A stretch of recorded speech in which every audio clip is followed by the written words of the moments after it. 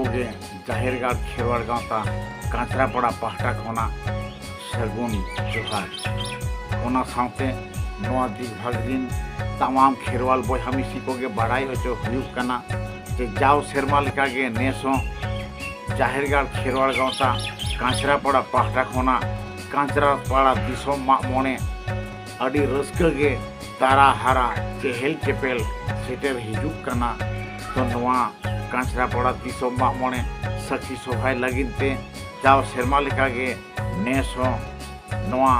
सगुनान दिन रे पुहु पकड़े लेका कुरलाव हिजुग ताबन पे आर सानाम कोते आलेया माग मोणे आपेया माग मोणे आबो सानाम खेरवाड़ सावता रिन हर कोआ माग मोणे सानाम कोते बन सखी सभाया नोआगे आपे कोठेन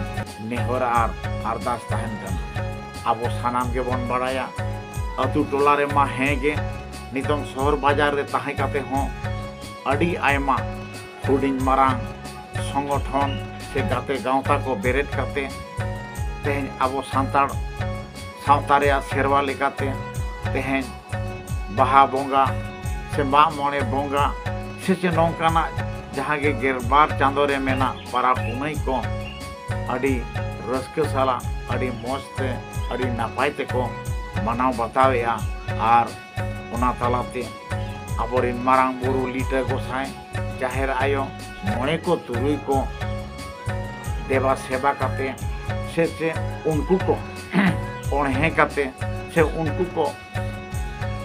बोंगा बुरु तालाते आको ठेन खना धी दाड़े कोय काते आबो जीवन डहार रे नापायते सुलुकते बन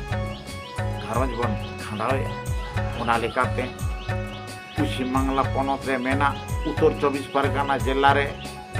कांचरापाड़ा अंतर्गत जहाँ बेल इंस्टीट्यूट मैदान रे कांचरापाड़ा दिसोम माग मोणे नोआ दो नेस 2025 साल रे दो हिजुग कान मेरे नाम 12 तारीख मेने सागुन गुरु कुनामी हिलो डिग डिग तरदेज मासाल रे हुई सतुक ताबोना उना लगिन तेगे जाहिरगाड़ खेरवाड़ गाँवता कांचरापाड़ा पाहटा खना अपे सानाम कोठेर अरदास ताहेन कना जे नोआ इंटरनेट ग्लोबलाइजेशन जुग रे हों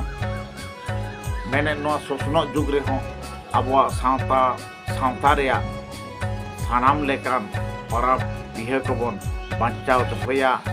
आर नौका तेगे आबोआ लाई लाकचार नियम नेमेचार बोंगा बुरु धरम करम नौका तेगे बन बांचाव दोहया चिदा बांगमा कथा रे को मेना